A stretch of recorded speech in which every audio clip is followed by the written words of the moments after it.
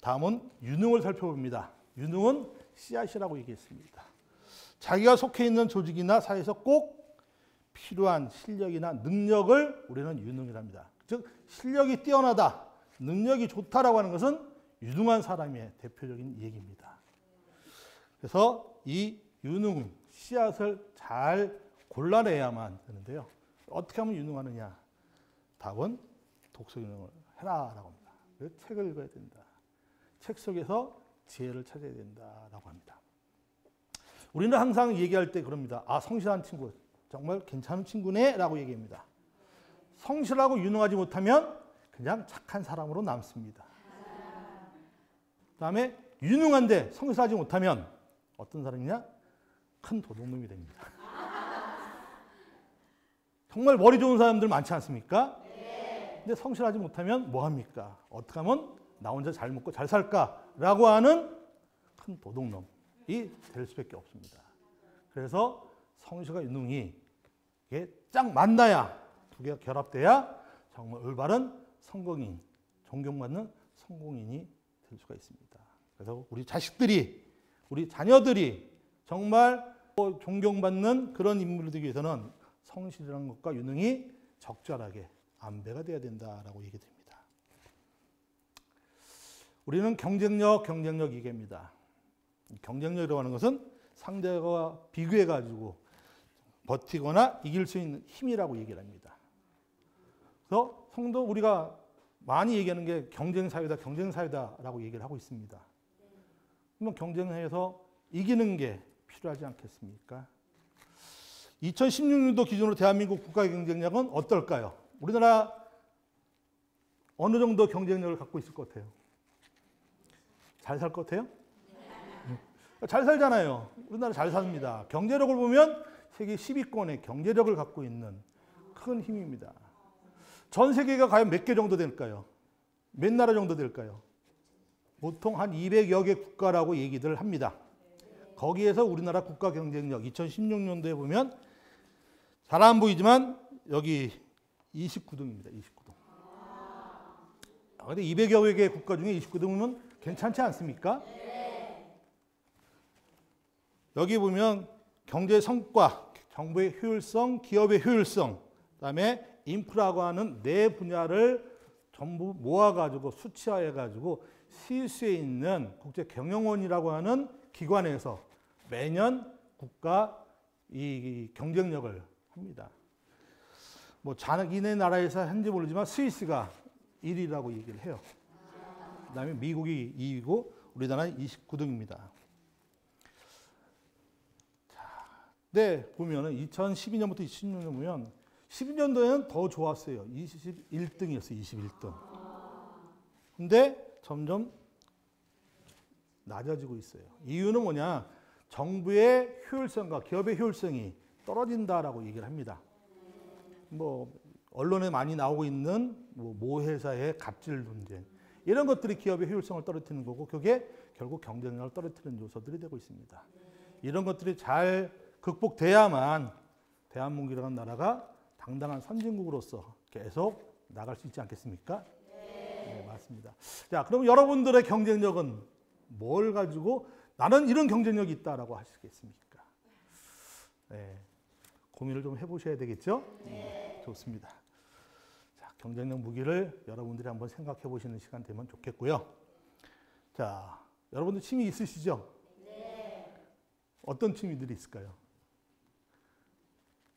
대부분 많이 하는 게 뭐 산에 간다든지 아니면 뭐 건강을 위해 가지고 뭐 에어로빅을 친다든지 운동을 한다든지 하는 것들이 많은 분들이 취미 활동을 할 수 있는 거고요. 요즘은 또 게임도 많이 하시더라고요. 오락 게임 뭐 그런 것도 하시고 뭐 저 같은 경우는 옛날에 우표 수집 뭐 우표 나온다 그러면 새벽같이 우체국 앞에 가서 기다려서 사고 수집하는 것도 취미 생활들로 하는 분들이 많을 겁니다. 다음에 많은 분들이 또 꼽는 게 독서다라고 얘기를 합니다. 독서. 책 읽기, 독서랍니다. 많은 분들이 독서라고 얘기하는데 정말 책을 많이 읽어야 되지 않겠습니까? 근데 현실은 그렇지 않다라고 얘기를 합니다. 우리나라 성인들이 1년에 몇 권 정도 책을 읽는다고 생각하십니까? 4권, 3권, 2-3권? 1년에. 한 달이 아니고 1년에. 1년에 몇 권 읽는다고 생각하세요? 대략 52주입니다. 1년. 네? 2권. 아, 너무 하신다. 우리나라 그래도 책 많이 봅니다. 예. 우리나라 문화관광체육부에서 경년으로 국민 독서 실태라고 하는 조사를 실시해오고 있습니다. 자, 2017년도 자료입니다. 우리나라 성인 1인당 연간 독서량은 8.3권입니다. 8.3권. 8권 조금 더 읽는다는 거죠. 1년에. 근데 이게 2015년도보다 0.8권, 약 1권 가까이가 줄어들었어요.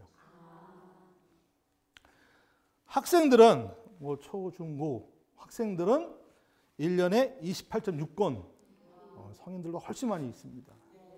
근데 이것도 역시 2015년보다 1.2권이 줄어들었습니다.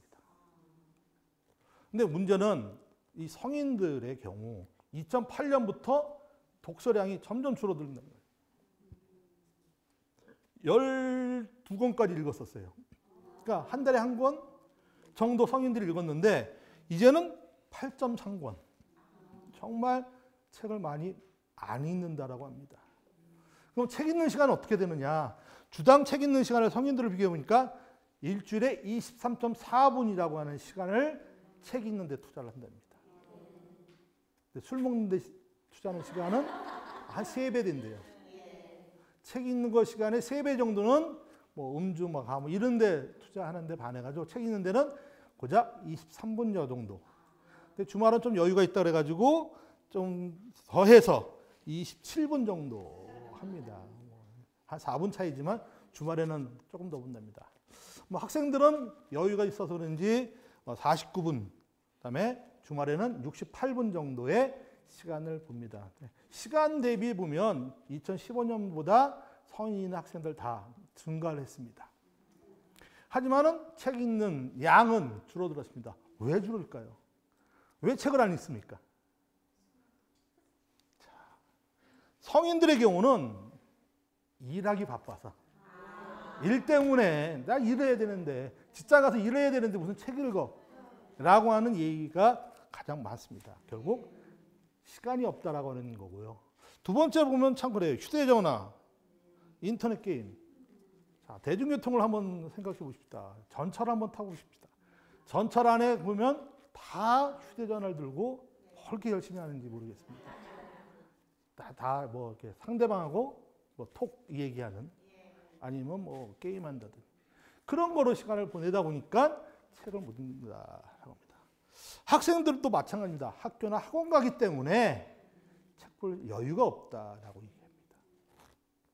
근데 공통적으로 나오는 게 뭐냐면 책은 읽기 싫고 습관이 안 들었다.